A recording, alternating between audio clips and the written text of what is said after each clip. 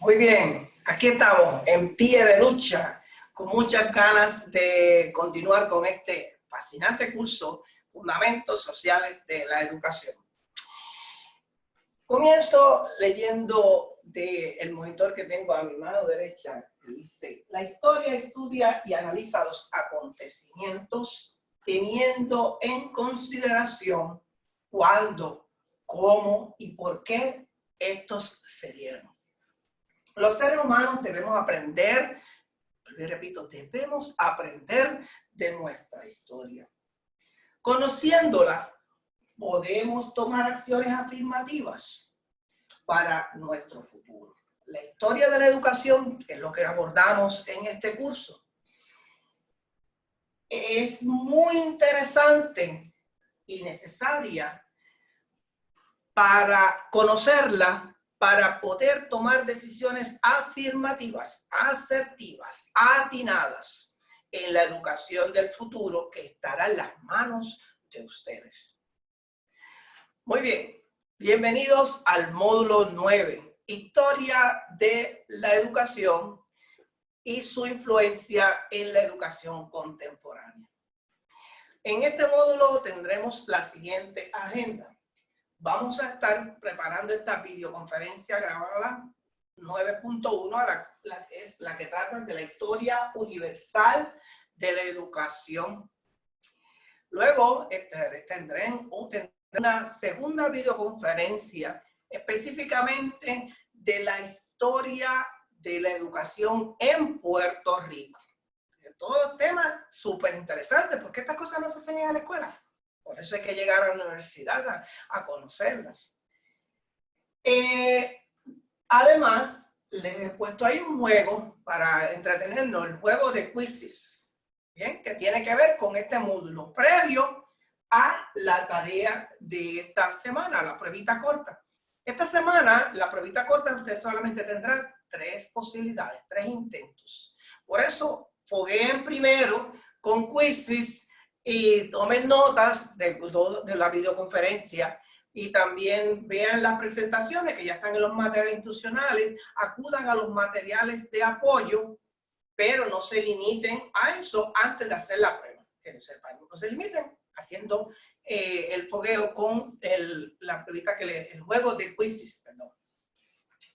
Finalmente, aquí no termina el material de este módulo 9, sino que vamos a hacer un foro para analizar la ejecución de los secretarios o comisionados de instrucción, o los secretarios de instrucción, o los secretarios del Departamento de Educación, ahora más reciente, del Departamento de Educación de Puerto Rico. Antes se llamaba Departamento de Instrucción Pública, ahora es Departamento de Educación de Puerto Rico, hace unas décadas atrás. Vamos a ver la ejecución de todos ellos y las aportaciones de todos ellos. Y en ese foro usted va a decidir cuál de ellos usted considera que fue más influyente para la educación contemporánea. Bien. Desde ahora les digo que en ese foro yo estoy prejuiciado, porque para mí, como yo soy mocano, el doctor Efraín Sánchez Hidalgo hizo unas aportaciones espectaculares para la educación de Puerto Rico, pero no fue el único. Ustedes van a seleccionar otros comisionados que en este módulo vamos a estar discutiendo, principalmente en la videoconferencia 2. Bien, pues doy inicio a la discusión de la materia de la primera videoconferencia. Y aquí en la pizarra yo les he publicado, disculpen que le estoy dando la espalda, porque es que estoy, a la vez que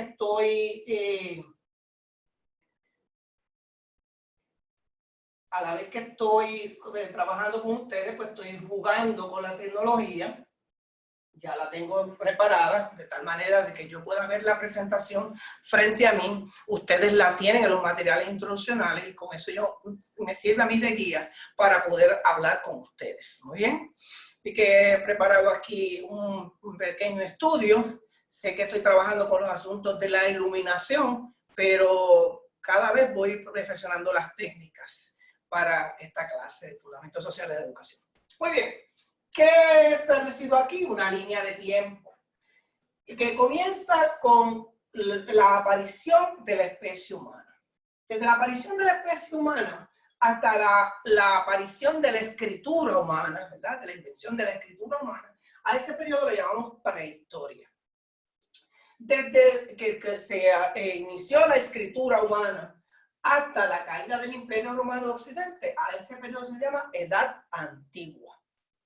Desde esa caída del Imperio Romano de Occidente y la caída de su Imperio Romano de Oriente, ¿verdad? De la parte de Constantinopla, estamos hablando de la Edad Media. Aquí hay un evento que se llama escolástica, que lo voy a discutir, que tiene influencia específicamente en la educación universal.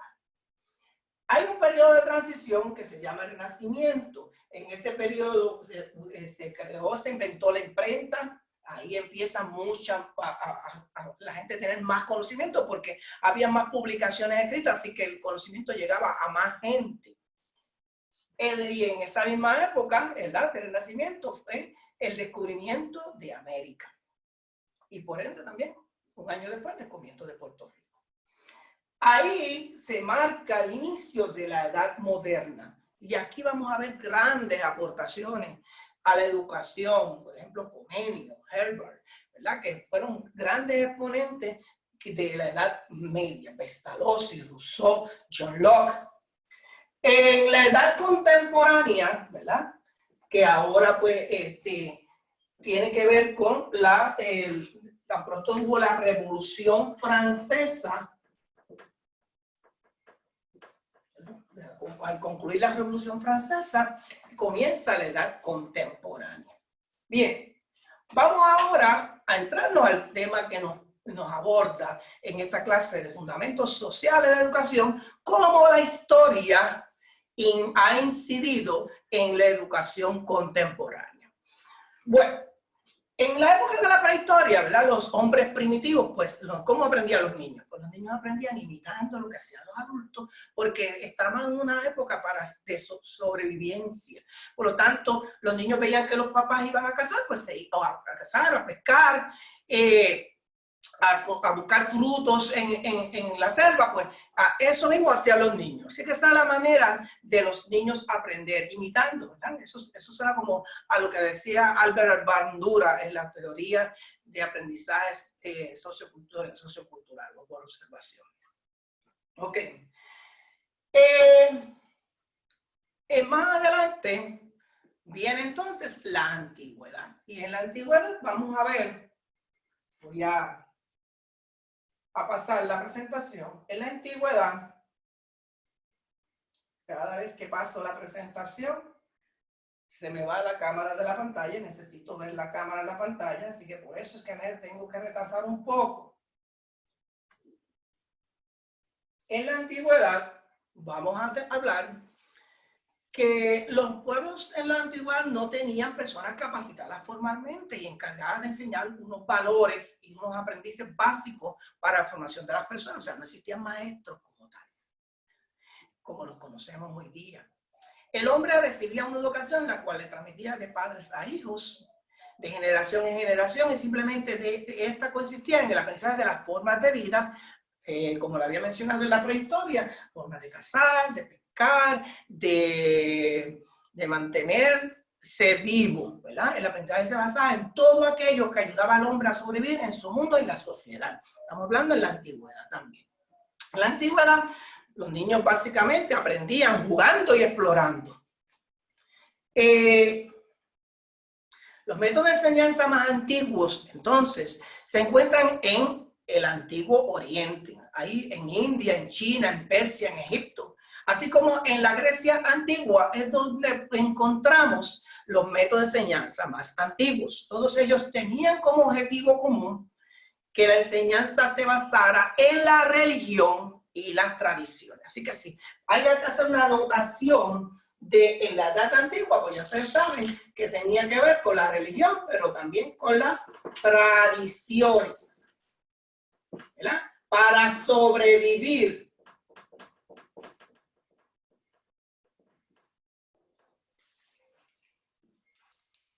Me encanta esto de la pizarra, porque ustedes van viendo cómo se va desarrollando el tema, ¿verdad? Y la mayoría de ustedes pues les ha gustado y a mí también me está gustando, ¿bien? Así que sigo con ello. Veamos entonces a Grecia, que es el modelo de Occidente, el más que se conoce. En los países occidentales, los sistemas de educación tuvieron su raíz en la tradición religiosa de los judíos y del cristianismo. En la educación derivada de la antigua Grecia, contó como exponentes como Sócrates, Platón y Aristóteles, quienes fueron considerados pensadores de mayor influencia en su concepción educativa. Y en el curso de Fundamentos Filosóficos de la Educación, esos temas los abordamos un poco más. El objetivo griego de la educación era preparar intelectualmente a los jóvenes para asumir posiciones de liderazgo en las tareas del Estado y en la sociedad. Así que teníamos a Grecia y Esparta, que tenían unas visiones de la educación distintas, ¿verdad? Uno era más para preparar guerreros y otro para preparar gente que pasara la tradición de una a otra o convertirse en gobernantes o líderes de esa ciudad. En siglos posteriores, los conceptos griegos contribuyeron para el desarrollo de las artes, la enseñanza de todas las áreas de la filosofía, el cultivo del ideal y la promoción de la instrucción atlética. Por eso es que en Atenas se habla de las Olimpiadas, en Grecia.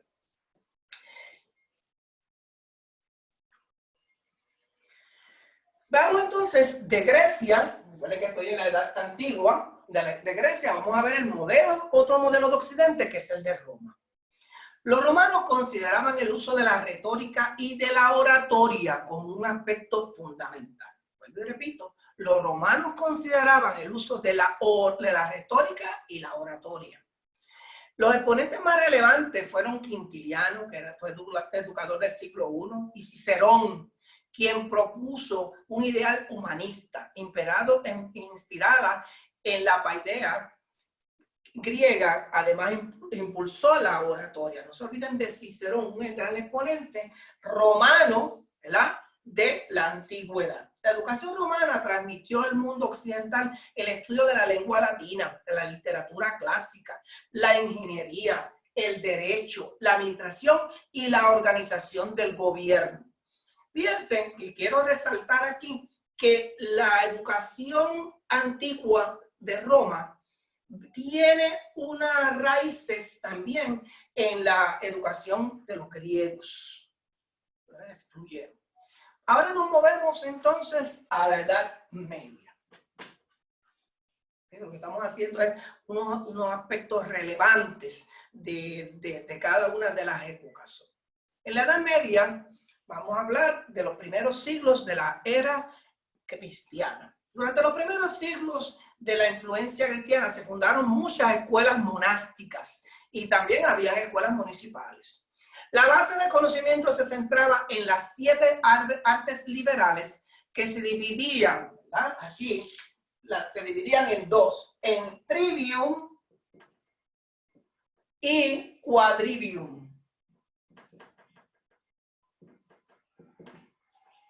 Trivium y quadrivium. O sea que las 7 artes liberales se dividían de esta manera, ¿verdad? Trivium y quadrivium. En el trivium estaba formada por la gramática, la retórica y la lógica. Gramática, retórica y lógica es trivium. Y quadrivium, de 4, ¿verdad?, era compuesto por aritmética, geometría, astronomía y música. Fíjense qué interesante. Fue el inicio, en esos primeros siglos de la era cristiana. Estamos en la Edad Media. Durante el siglo IX, los hechos importantes que suceden en el occidente europeo, ahí podemos resaltar la aportación de Carlomagno.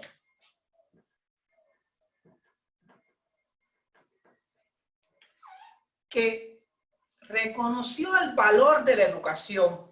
Trajo de Inglaterra a un clérigo y educador conocido como Alcuino, para crear entonces en el palacio de Carlomagno una escuela. Y esa es algo muy distintivo de la Edad Media. No lo olviden. Durante la Alta Edad Media, recuerden que está la Baja Edad Media y la Alta Edad Media. En la Alta Edad Media, digamos en el siglo XII, las ideas del escolasticismo se impusieron en el ambiente educativo de Europa Occidental. La escolástica, que utilizaba la lógica para reconciliar la teología cristiana con los conceptos filosóficos de Aristóteles. ¿Okay? Los maestros escolásticos fueron el teólogo francés Abelardo y el filósofo y teólogo italiano Santo Tomás de Aquino. La influencia de estos maestros atrajo a muchos estudiantes y tuvo una enorme incidencia en el surgimiento de las universidades en el norte de Europa para el siglo XII. Estoy hablando, estamos en la Edad Media. La primera universidad, entonces, no fue la Universidad de Cambridge, ¿verdad? Yo quisiera que fuera la Universidad de Cambridge. O fue la Universidad de Oxford, ¿no? La primera universidad durante la Edad Media fue la Universidad de París. A lo largo de este periodo, los principales lugares para aprender en los monasterios, que mantenían en sus bibliotecas muchos manuscritos de la cultura clásica. Vuelvo a leer, a lo largo de este periodo, los principales lugares para aprender eran monasterios, porque en los monasterios se mantenían las bibliotecas, en su biblioteca se mantenían muchos manuscritos de la cultura clásica. La educación medieval también desarrolló la forma de aprendizaje a través del trabajo o el servicio propio. A pesar de eso, la educación era todavía importante reconocer que en la Edad Media la educación era un privilegio de las clases superiores y la mayor parte de los miembros de la iglesia. ¿Bien? Nos movemos entonces de la Edad Media y vuelvo a repasar unos asuntos particulares que nos iban notando. Durante la prehistoria y la antigüedad, la educación era básicamente para la sobrevivencia, ¿verdad? En el caso de la antigüedad, vimos el modelo de Grecia, vimos el modelo de Roma, ¿verdad? Cómo uno influyó en el otro. No se olviden de Cicerón, ¿verdad? La aportación de Cicerón. En la Edad Media, ustedes saben que tenemos Edad Media baja y Edad Media alta. En la Edad Media alta hablamos del escolasticismo y también mencionamos que durante la Edad Media las artes liberales se dividieron en trivio y cuadrivio. Y también mencionamos hasta este momento la aportación de Carlomagno, que fue el primero que reconoció el valor de la educación y trajo una escuela palacio. Bien. Vamos entonces al Renacimiento.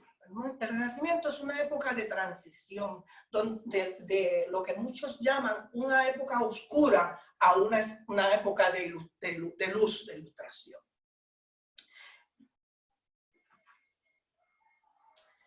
El Renacimiento fue un periodo en el que el estudio de las matemáticas de los clásicos llegó a extenderse como consecuencia del interés por la cultura clásica griega y romana, que aumentó con el descubrimiento de los manuscritos guardados en los monasterios y por la invención de la imprenta, porque entonces ahora eso se puede llevar a más lugares, ¿verdad? El conocimiento, lo que estaba en esos manuscritos, pues se puede llevar a más lugares, la gente puede escribir más y publicarlo más. El espíritu de la educación durante el Renacimiento estuvo muy bien ejemplificado en las escuelas establecidas por los educadores italianos, entre los que se destaca Vittorino de Feltre.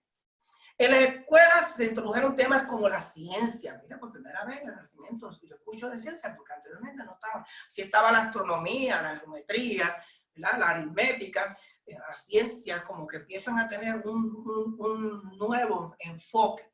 La historia, la geografía, la música y la formación física le dan más importancia, o se introducen durante el Renacimiento.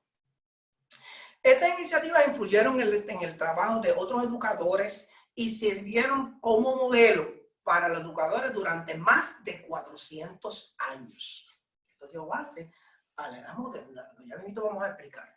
Entre otras personalidades del Renacimiento que contribuyeron a la teoría educativa sobresalió el humanista alemán Erasmo de Rotterdam, el ensayista francés Michel de Lamontagne y el humanista y filósofo español Luis Vives. Muchos de estos nombres solamente para que usted tenga conocimiento general, pero no vamos a estar entrando en detalle cuando estemos en la prueba del módulo, ni tampoco en el próximo examen parcial. Pero sí debe tener un conocimiento general de todas estas todos estos acontecimientos históricos durante las edades, durante las épocas.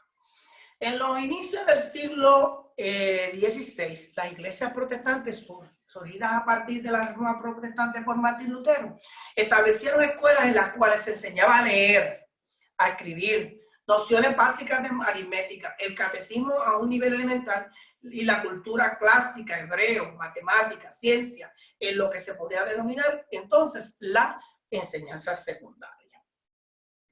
En Suiza, otra rama del protestantismo fue creado por el teólogo y reformador Calvino, cuya academia en Ginebra fue un importante centro educativo. La moderna práctica, hoy, lo que se hace hoy día, del control de la educación por parte del gobierno, fue diseñada por estos dos, por Lutero, Calvino y otros líderes religiosos y educadores de la Reforma. Eso es importante resaltarlo.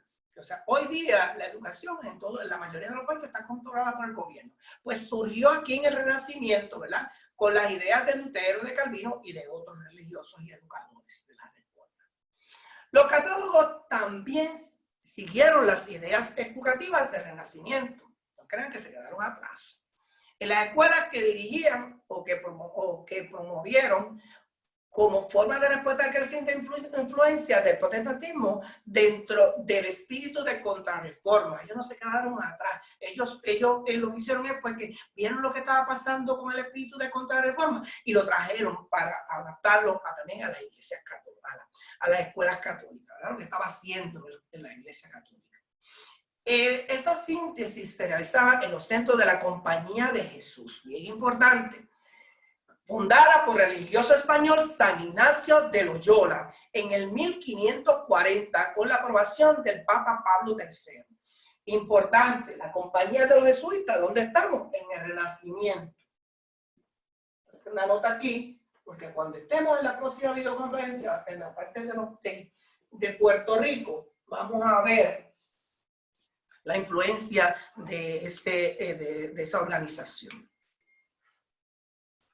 Los jesuitas, como son conocidos los miembros de esa congregación, promovieron un sistema de escuelas que han tenido un papel preponderante en el desarrollo de la educación católica en muchos países desde el siglo XVI, lo que es la llamada Ratio Studiorum, que después se transformaron en las escuelas de Pías. ¿Con quién? Con José de Calazán. La Universidad Católica de Puerto Rico reconoce en su escuela de educación a San José de Calazán. Bueno, nos movemos del Renacimiento y ahora vamos para la Edad Moderna. Bien, que el Renacimiento es como una transición. ¿Qué sucedió en la Edad Moderna para influir en la educación contemporánea? En el siglo XVII, podemos decir que este fue un periodo de rápido progreso de muchas ciencias y de la creación de instituciones que apoyaban el desenvolvimiento del conocimiento científico. Qué importante.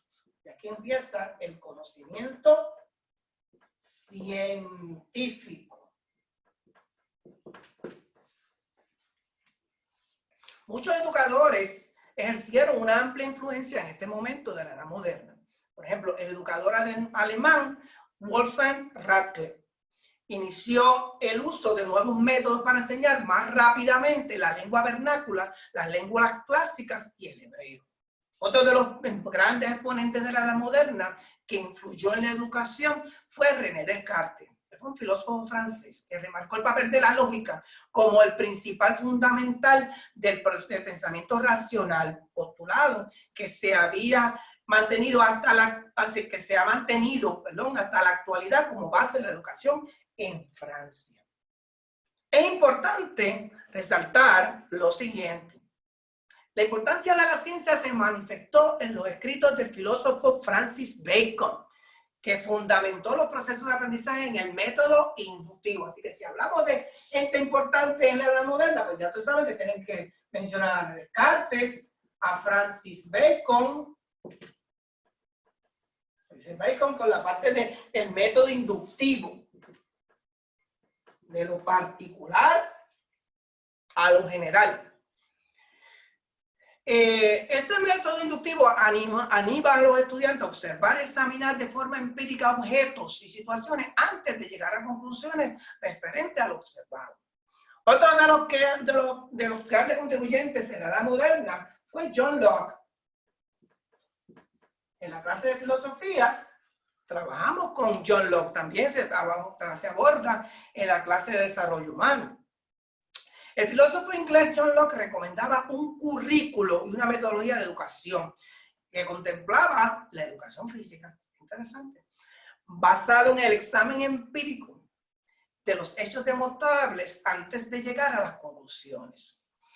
El otro exponente fue el educador francés San Juan Bautista de la Salle. Fue fundador del Instituto de los Hermanos de las Escuelas Cristianas en 1684 y estableció un monasterio para profesores y fue el pionero en su educación sistemática. Ahora, si hablamos de educación, no, y estamos hablando de la historia de la educación, sería un pecado no mencionar a Comenio. Lo escribo con letra mayúscula. Comenio. El educador más destacado del siglo XVII fue Jan Komensky, obispo protestante de Moravia, más conocido con el nombre latino de Comenio. En su obra Didáctica Magna, que la escribió entre 1628 y 1632, remarcó el valor del interés, de estimular el interés en el alumno en los procesos educativos y enseñar múltiples referencias sobre las cosas concretas, más que en sus descripciones verbales. Miren qué cosa importante. Él dice que hay que fomentar el interés en el educando. Estamos hablando del siglo XVII, señores. Y en ocasiones uno observa que los maestros no promovemos el interés de los estudiantes. No hacemos nada para cambiar las cosas. Nos mantenemos ahí, pero el estudiante tiene que consumir el conocimiento. Pues mire, a este señor, que más adelante se le va a conocer como el maestro de las naciones, se le ocurrió estudiar cómo es que se educa, cómo se enseña. Y él promueve que hay que resaltar y promover, buscar que los estudiantes tengan interés en lo que se les está enseñando. Bien. Una contribución de Comenio en su libro Didáctica Magna fue que debemos enseñar a través de todas las cosas a todos los hombres, para buscar distintos medios y que a todos los hombres se les enseñe de esos distintos medios. A esa postura se le conoce como pansofia. Dije la palabra incorrecta, es pansofía, no le puse el acento donde era, pansofía. Los esfuerzos de Comenio para el desarrollo de la educación universal le variaron el título de maestros de las naciones, y otros como yo le llamo a él el padre de la pedagogía. Él fue teólogo, filósofo y pedagogo, nacido en la República Checa. Recalcaba que él recalcaba el papel importante de la educación que estaba enmarcado en el desarrollo del hombre para mejorar al mismo hombre y a la sociedad. Voy a decirlo de otra manera. O sea, para Comenio, la educación lo que perseguía era mejorar al propio individuo, al propio hombre, pero también mejorar, ¿verdad?, a su vez la sociedad. Según Comenio, la educación debe tener un orden y un método. Previamente no lo tenía. Debe ser agradable, promover el interés. Y el estudiante debe ser el centro de atención. Miren todo lo que Comenio aportó, por eso es que se le considera el padre de la pedagogía durante el siglo XVII. Voy a repetir, la educación debe tener un porque tiene que tener un método, debe ser agradable, no debe de estar promoviendo los castigos, para que el muchacho aprenda que el alumno debe ser el centro de la atención. Él creía que enseñar debería haber disposición de tres cosas importantes: el tiempo, el objeto y el método. El educador, el maestro, debía tener sensibilidad e interaccionismo para con el alumno. Hay que ser la comunicación de aquí para allá, de acuerdo a Comenio. Y tiene que ser sensible. En épocas de crisis, bueno, nosotros tenemos de crisis de cada uno de los estudiantes, o el maestro tiene que ser sensible, ¿bien? Sin tampoco permitir que sea tan sensible que el estudiante no aprenda. Hay que hacer, es como que mantener un balance.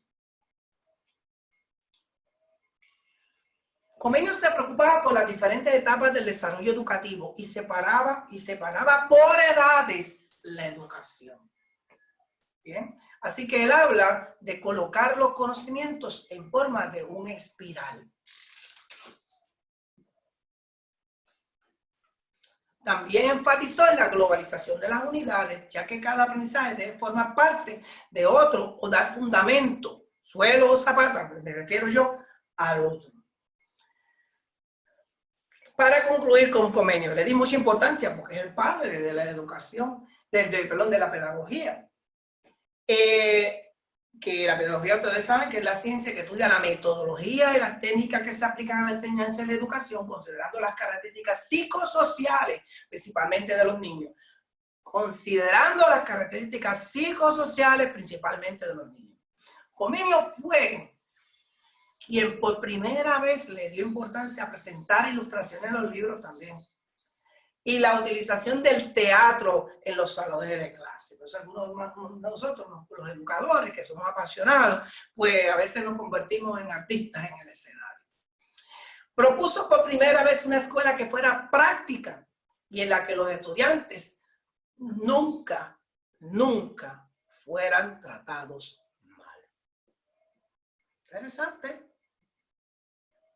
Eso es un reflejo de lo que estaba sucediendo previamente, ¿verdad?, en la historia. Más adelante vemos a Rousseau,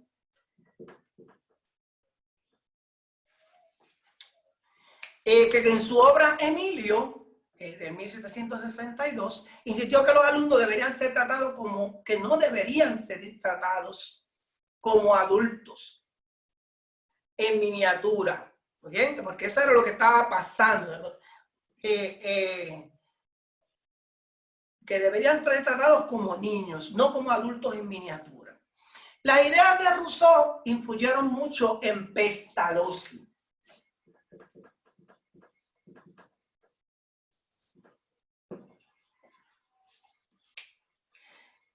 Que tuvo el objetivo de adaptar el método de enseñanza al desenvolvimiento natural de cada niño. Para alcanzar ese objetivo, consideraba el desenvolvimiento armonioso de todas las facultades del educando, de la cabeza, el corazón y de las manos. Es interesante, ya va evolucionando, ¿verdad? El interés de adaptar la manera de educar a las particularidades del ser humano. Nos movemos entonces ahora a la edad contemporánea. Recuerden que lo marca la Revolución Francesa. Y ahí hablamos de otro grande, además de Comenio, hablamos de Herbart. Herbart, desde la obra de Herbart, la pedagogía general derivada del fin de la educación, se admite ahora con un carácter sistemático y científico. Herbart le añade a la pedagogía un carácter sistemático, que otros ya lo habían propuesto, pero de ahora en adelante la educación tiene que ser sistemática y tiene que ser científica, que lo que se enseña es porque ha sido probado. Para Herbart, la pedagogía debe considerar las diferencias individuales y también, como dijo Comenio, el interés de cada educando. Él propuso la enseñanza de lo simple a lo complejo. Son aportaciones de Herbart. Por ejemplo, en matemáticas, pues uno tiene que enseñar desde lo más básico, ¿verdad?, de lo más sencillo hasta entonces llegar a operaciones más complejas. Esos son pensamientos, ¿verdad?, métodos que parten del pensamiento de Herbart. Bien. no quiero dejar pasar de Herbert, que fue el que presentó los 4 pasos o grados formales de la enseñanza. Bien, primero, la etapa de la claridad o de la mostración del objeto. Primero, yo les muestro al estudiante, mira, esto es un marcador. ¿Bien? Esto es un dispositivo móvil que se conoce como celular, ¿verdad? Lo muestro. Y me garantizo que el muchacho esté entendiéndolo. Luego voy a decirle, esto se asocia con hablar, con comunicarte. En la parte de la asociación y la comparación es bien crucial en el pensamiento de Herbert.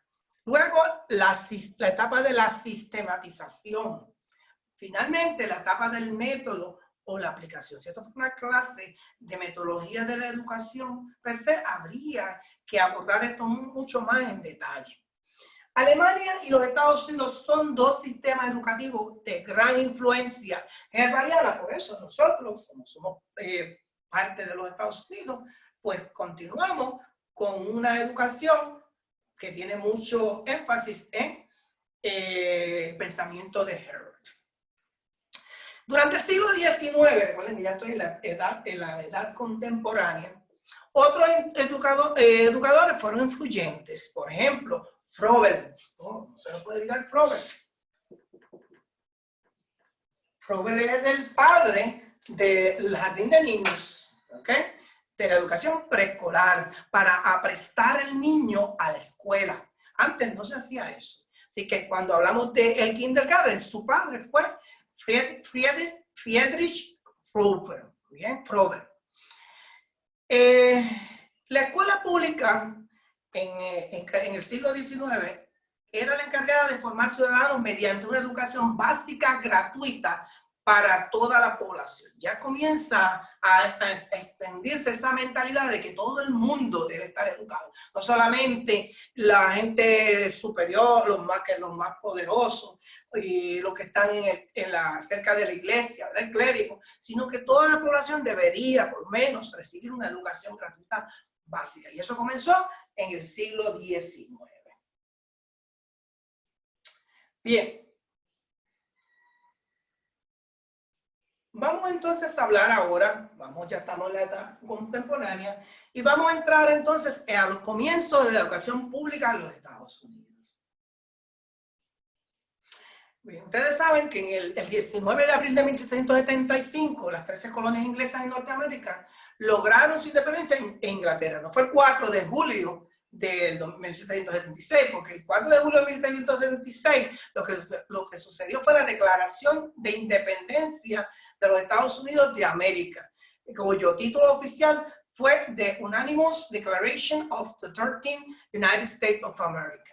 Es un documento redactado, ¿verdad?, por el segundo Congreso Constitucional en la Cámara Estatal de Pensilvania. Eso fue lo que pasó el 4 de julio.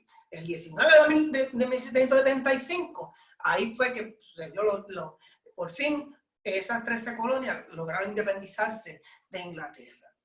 En su origen, este documento de la Declaración de Independencia no establecía un sistema de educación pública gratuita y obligatoria para todos los habitantes. La educación era mayormente para los privilegiados, los que podían pagar. Ahí es que ustedes ven en las películas de los Estados Unidos el asunto de las institutrices, ¿verdad? El que podía pagar, pues contrataba una maestra particular que llegaba a la casa y le daba clases a sus hijos.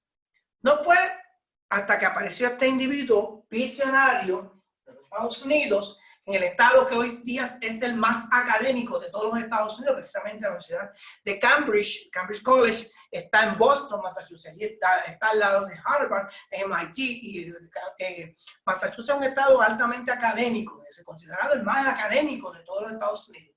Allí surgió un secretario de educación, el primer secretario de educación, se llamó Horace Mann.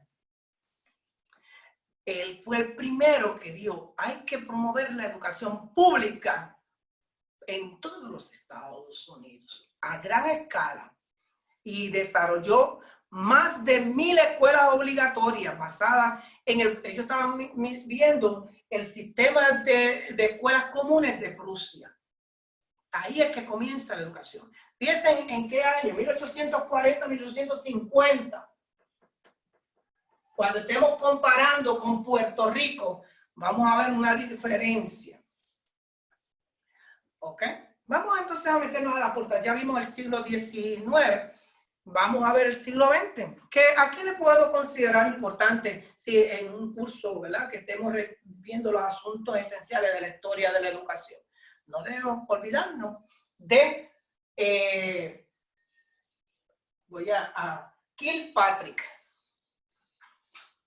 Recientemente en Puerto Rico ha habido un boom del uso del Project-Based Learning, el aprendizaje basado en proyectos. Esto no es nuevo, esto es de 1900. William Hurt Kilpatrick fue el que presentó este modelo, ¿verdad? Es una modalidad de aprendizaje que fomenta la participación activa del estudiante para la solución de problemas de su interés y necesario para alcanzar las competencias requeridas para su grado. O sea, que el estudiante se apodera del conocimiento. Aquí el maestro realmente lo que es un guía, un facilitador. Todo esto viene de los principios de John Dewey, del progresivismo, del pragmatismo, que se estudia en el curso de Fundamentos Filosóficos de la Educación. Otra de las grandes exponentes que también ha estado de moda recientemente en Puerto Rico es el modelo Montessori, ¿verdad? El método Montessori de María Montessori. Kilpatrick y Montessori. Bien. ¿Quién fue María Montessori? La doctora María Montessori. Ella basó sus ideas en el respeto hacia los niños y en su impresionante, porque ella consideraba que los niños tienen una impresionante capacidad de aprender. Los consideraba a los niños como la esperanza de la humanidad. Fíjense qué visión distinta. Por lo que dándoles la oportunidad de utilizar la libertad a partir de los primeros años, desde que son pequeñitos, si les permitimos ser libres en el proceso de aprender, llegarán a ser un adulto con capacidad de hacerse frente a los problemas de la vida, incluyendo los más grandes de todos, que son la guerra y la paz. El material didáctico de la metodología Montessori es bien particular, ¿verdad? No sé si ustedes han visto que son bloquecitos hechos en madera y el estudiante tiene unas estaciones donde él mismo decide qué va a estudiar hoy, pero sí tiene que estudiar. Y según el estudiante va ganando interés, le va ganando pertinencia al proceso, ya usted va notando que el maestro se va liberando de esa tensión de que tengo que tenerlos todos los niños sentados de frente, en filas.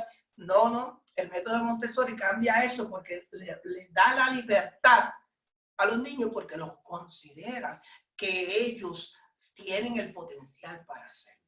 Bien. Dicho esto, hay otras aportaciones que ha habido en el siglo XX, pero quise resaltar solamente aquellas más importantes. Con esto dicho, yo considero que pude, a grosso modo, pude explicarle qué era lo más importante en la historia universal de la educación. Y ya vieron cómo ciertos exponentes han incidido en la educación tal y como nosotros la conocemos hoy día. Muy bien, les veo en la próxima videoconferencia.